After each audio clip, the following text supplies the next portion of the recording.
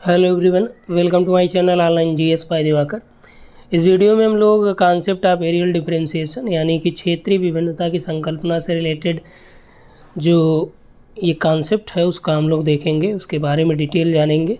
और इसी कॉन्सेप्ट में आपका हार्टसोन भी है, हेटनर भी है, रिस्थोपेन भी है, ब्लांस भी हैं, ठीक, और लियरमंथ भी हैं, प्रेस्टन जेम्स भी हैं, और इसी में जो है बुलरिज भी हैं, बुलरिज और ईस्ट भी हैं। तो इसमें हम लोग इसकी आलोचना की भी बात करेंगे और क्षेत्रीय विभिन्नता की जो संकल्पना यानी एरियल डिफरेंशिएशन का जो कॉन्सेप्ट है यह क्या है, ठीक। इससे कई बार आपसे प्रश्न पूछे गए हैं टीजीटी पीजीटी में, तो मैक्सिमम बार पूछे गए हैं प्रश्न। आप प्रीवियस ईयर उठाएंगे वहाँ पे आपको देखने को मिलेगा। कई बार यहाँ पे जो प्रश्नों का स्तर होता है अलग अलग लेवल का होता है। यूजीसी नेट में भी यहाँ से पूछे गए प्रश्न हैं, जैसे दे देता है कि एरियल डिफरेंशिएशन संकल्पना का विचार सर्वप्रथम किसने दिया या इससे संबंधित विचार सबसे पहले किसने भूगोल में लाया, ठीक। अब आपके पास देखिए विकल्प के तौर पे रिस्थोपेन भी रहता है, जो यूजीसी नेट में पूछा गया उसकी मैं बात कर रहा हूँ अभी, ठीक। रिस्थोपेन भी रहेगा, हेटनर भी हैं, हार्टसोन भी दे देगा, ठीक। अब इन तीनों में से आपको लगाने में यहाँ समस्या रहेगी, ठीक। यदि सर्वप्रथम बात करेगा तो रिस्थोपेन ने सबसे पहले इस संदर्भ में बात की थी, और जो इस शब्द स्पेशली जो एरियल डिफरेंशिएशन वर्ड है उसके यूज की यदि बात करें तो वो हार्टसोन महोदय ने किया था, ठीक। तो यहाँ पे सारा जिक्र है और सभी के बारे में डिटेल्ड एक्सप्लेनेशन भी यहाँ पे अवेलेबल कराया गया है। और यहाँ से आप निश्चित तौर पे देखिएगा कि कई बार जो प्रश्न बने उसको भी मैं दिखा दूँगा, ठीक। तो यहाँ पे आप लोगों का फर्स्ट ग्रेड का भी बैच चल रहा है, टीजीटी पीजीटी का भी बैच चल रहा है, यूजीसी नेट का भी चल रहा है। असिस्टेंट प्रोफेसर का आपका कल से या परसों से बैच स्टार्ट होगा। तो इस नंबर पे आप व्हाट्सअप कर दीजिएगा और यहाँ मैं डिस्क्रिप्शन में व्हाट्सअप ग्रुप का लिंक प्रोवाइड करा दूँगा। मान लीजिए आप यदि हायर के लिए इंटरेस्टेड हैं असिस्टेंट प्रोफेसर के लिए तो वहाँ पर आप जुड़ सकते हैं। वहाँ टेस्ट सीरीज भी अवेलेबल हो पाएगी और टॉपिक टू टॉपिक वहाँ पर हम लोग PDF वीडियो और टेस्ट भी करेंगे, ठीक। तो ये जिस भी बैच में आप जुड़ना चाहते हैं टीजीटी पीजीटी नेट JRF तो आप व्हाट्सअप कर सकते हैं। तो सबसे पहले यहाँ पे आप ये समझिए कि अब देखिए ELT और GIC में भी मुख्य परीक्षा है, तो इसीलिए यहाँ पे आपको इस तरह से दिया गया है कि वहाँ पे भी डायरेक्ट इस तरह दे देगा कि क्षेत्रीय विभिन्नता क्या है। तो आप क्या लगाएंगे कि मानव का जो प्रारंभ से ही किस प्रकृति का रहा है, वो जिज्ञासु प्रकृति का रहा है मानव जो है, इसलिए उसके चारों ओर यानी चतुर्दिक होने वाली घटनाओं के बारे में वो जानने के लिए हमेशा जो है लालायित रहता है, हमेशा प्रेरित होता है, हमेशा तत्पर रहता है। इसका तात्पर्य यह है कि उसके आसपास जो घटित होने वाली घटनाएं हैं उन घटनाओं के कार्य कारण संबंधों की भी बात ये करता है, यानी कि वह घटनाएं कैसे हुई, क्यों हुई, कहाँ हुई, ठीक। इन सारी बातों का जिक्र जो है मनुष्य के विचार में चलता रहता है।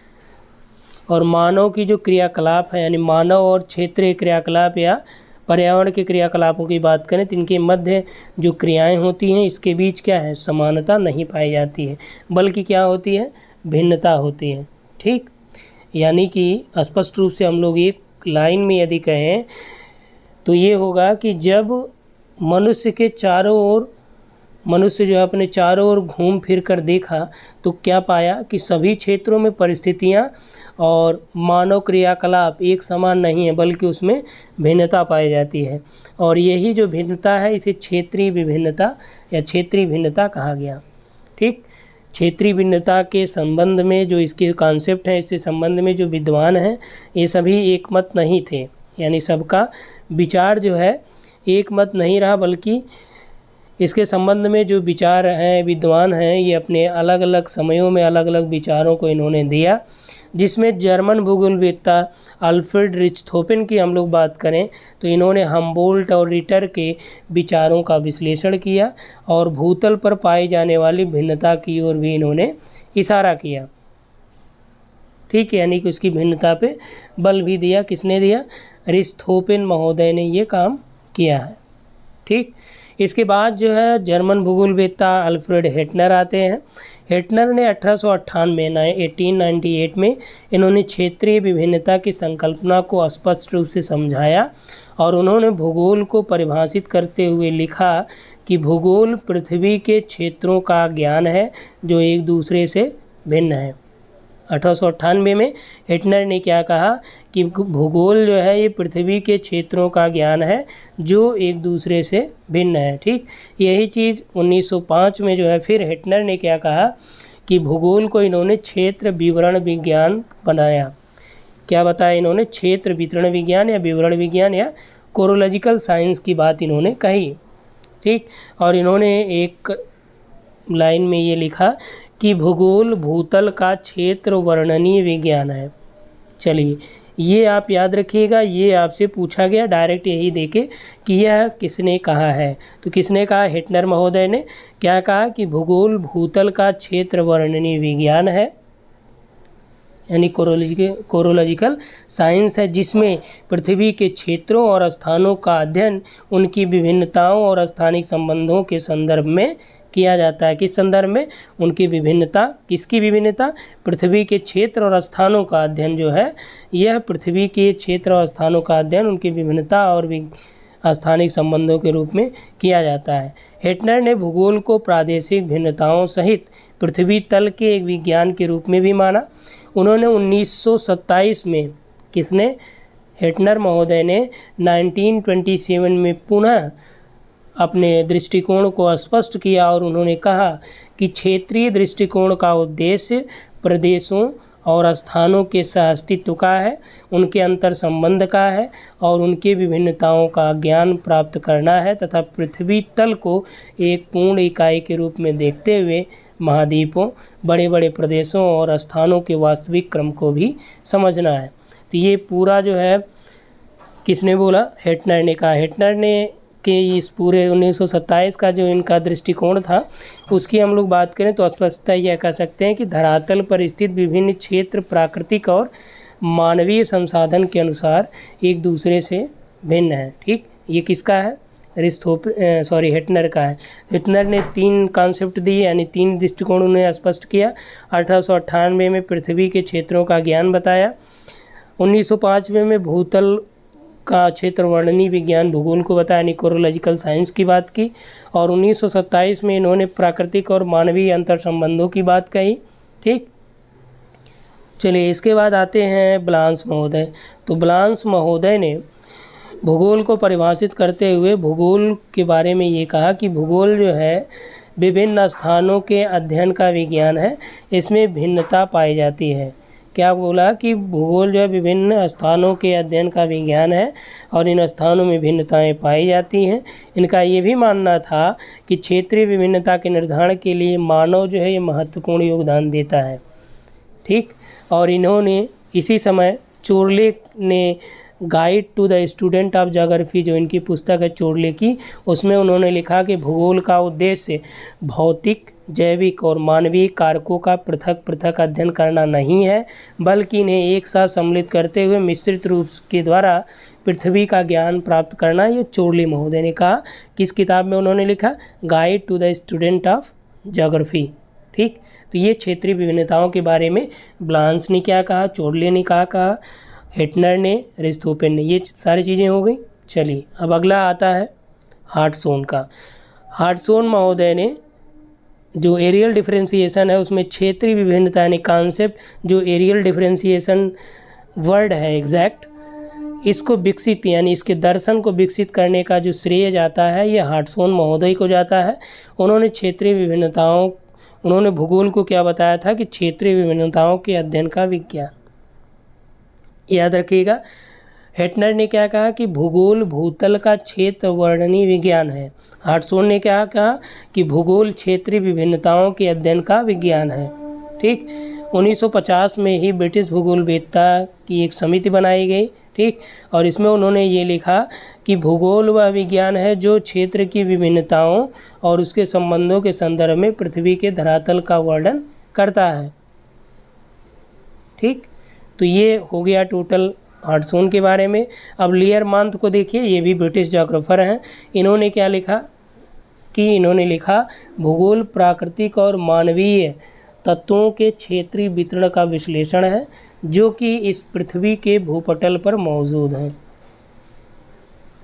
ठीक, तो ये क्षेत्रीय विभिन्नताओं के बारे में इन्होंने बात कही। और अंततः हम लोग स्पष्ट रूप से ये कह सकते हैं कि क्षेत्रीय विभिन्नताएं भूगोल के अध्ययन की आधार हैं, क्योंकि यदि क्षेत्रीय विभिन्नताएं नहीं होती तो भूगोल के अध्ययन के लिए विषय सामग्री की क्या होती, कमी होती। मानव इस बात को भली भांति जानता है और क्षेत्रों में विभिन्नता जो पाई जाती है उसका अध्ययन करने के लिए सदैव हमेशा मनुष्य तत्पर रहता है। इसी तत्परता के कारण ही भूगोल का उद्भव और विकास हुआ है। यदि तत्परता ये नहीं होती तो भूगोल का उद्भव और विकास संभव नहीं होता। आलोचना की हम लोग बात करें, किसकी आलोचना, एरियल डिफरेंशिएशन की यानी क्षेत्रीय विभिन्नता की आलोचना की बात करें तो कुछ विद्वान ने इसकी संकल्पना के संबंध में आपत्तियां उठाई थी। उन्होंने ये माना कि क्षेत्रीय विभिन्नता की संकल्पना में केवल विभिन्नताओं पर ही ध्यान दिया गया, जबकि भूगोल में पृथ्वी तल का अध्ययन किया जाता है जिस पर असमानताएं और समानताएं दोनों होती हैं। तो इसलिए भूगोल में विभिन्नताओं का भी अध्ययन किया जाना चाहिए और समानताओं का भी अध्ययन किया जाना चाहिए। ठीक, और प्रेस्टन जेम्स महोदय ने यह विचार दिया था। उन्होंने ये माना कि जो समानताएं हैं या असमानताएं हैं उसके आधार पर प्रदेशों की संकल्पना विकसित हुई है और प्रदेश एक इकाई है जहाँ पे प्राकृतिक और मानवीय घटकों में क्या होता है, समानता पाई जाती है। ठीक, और इसी के संदर्भ में जो है लास्ट में हम लोग बात करें तो ब्रिटिश जोग्राफर हैं बुल्लिज और ईस्ट महोदय, इन्होंने इसकी आलोचना की और इसमें उन्होंने कहा कि भूगोल को क्षेत्रीय भिन्नता की तंग चारपाई में यानी एरियल डिफरेंशिएशन की तंग चारपाई में ठोंक पीट कर कसना एक मूर्खतापूर्ण और पीछे लौटने वाला कदम है। ठीक, तो स्पष्टतः हम लोग ये कह सकते हैं कि इन आलोचनाओं का कोई विशेष महत्व नहीं है और वो इसलिए नहीं है क्योंकि इनका संकुचित अर्थों में प्रयोग किया गया। इतना अवश्य है कि भौगोलिक परिघटना या उससे उत्पन्न होने वाली जो विभिन्नताएं हैं उसका एकाकी अध्ययन नहीं होता है। प्राकृतिक तत्वों की जो विविधताएं हैं या भिन्नताएं हैं और मानवीय क्रियाकलापों की जो भिन्नताएं हैं ये क्या है, एक दूसरे के पूरक यानी अंतर संबंधित हैं, यानी एक के बढ़ने या घटने से दूसरे पर उस पर प्रभाव पड़ेगा। ठीक, तो ये टोटल क्या है, एरियल डिफरेंशिएशन है उसके बारे में। अब यहाँ से आप कॉन्सेप्ट भी समझ लीजिए क्या है कैसे है। ठीक, सारी चीज़ों के बारे में। तो यहाँ से जो आपसे प्रश्न पूछा जाएगा अब वो यहाँ से आप समझिए कि कौन कौन से प्रश्न यहाँ पे आपको संभव है कि पूछे जाएंगे। सबसे पहला ये कि क्षेत्रीय विभिन्नता से संबंधित विद्वान हैं। ठीक, दूसरा हेटनर के बारे में पूछ देगा कि क्षेत्रीय विभिन्नता से संबंधित हेटनर ने क्या कहा था, या क्षेत्र वर्णनीय विज्ञान किसे कहा था, कोरोलॉजिकल साइंस किसने कहा था। ठीक, क्षेत्रीय विभिन्नता शब्द किसने दिया था। तो ये सारी चीज़ें यहाँ से प्रश्न बन सकते हैं और मुख्य परीक्षा के लिए आपका इस तरह से देगा। तो आपको क्या करना है, बस जो चीज़ें बताई गई कि इसका मतलब ये होता है, तो क्षेत्रीय विभिन्नता का एक आप कॉन्सेप्ट समझ लीजिए। ठीक, बस उसी आधार पे आपको वहाँ पे लिखना पड़ेगा। 150 से 250 वर्ड ये जब पूछा जाएगा तो ये 150 मैक्सिमम वर्ड लिखने के लिए आएगा। कि GIC मुख्य परीक्षा की हम लोग बात करें या LT मुख्य परीक्षा आप देंगे उसकी बात यहाँ पे कर रहे हैं। ठीक, तो जो कॉन्सेप्ट है सबसे ज़्यादा ज़रूरी यही है कि आप कॉन्सेप्ट को समझिए। जब आप कॉन्सेप्ट समझ जाएंगे तो अपने आप आसानी से ये चीज़ें लिख लेंगे, क्योंकि किताबों में चीज़ें हैं लेकिन इतना स्पष्ट रूप से आपको समझ नहीं आएगा। ठीक, यदि आपको वहाँ से और अच्छा आ जाता है तो बहुत अच्छी बात है। और यहाँ पे देखिए बुल्रिज और ईस्ट की एक किताब है, उसको भी आप नोट कर लीजिए। इन्होंने एक किताब लिखी थी the spirit and purpose of geography, बुल्रिज एंड ईस्ट का है। ठीक, WC ईस्ट और SW बुल्रिज इनका नाम है। तो इनकी बुक का नाम है the spirit and purpose of geography, ये इनकी किताब का नाम है, इसको आप याद रखिएगा। ठीक, हार्टसोन की किताब आप जानते हैं द नेचर ऑफ ज्योग्राफी, जो बहुत फेमस है। तो इस वीडियो में इतना ही, उम्मीद है ये वीडियो आपको पसंद आएगा। और जो TGT PGT बैच है, यदि आप जुड़ना चाहते हैं तो इस नंबर पे आप व्हाट्सअप कर सकते हैं, क्योंकि आप जानते हैं कि आगे GIC और LT साथ ही साथ हायर का भी वैकेंसी आई गई है और आपका नेट JRF का एग्ज़ाम अगस्त में होने वाला है। तो यदि आप जुड़ना चाहते हैं तो इस नंबर पे आप व्हाट्सअप करके कंप्लीट डिटेल वहाँ पे प्राप्त कर सकते हैं। ठीक, थैंक्स फॉर वॉचिंग।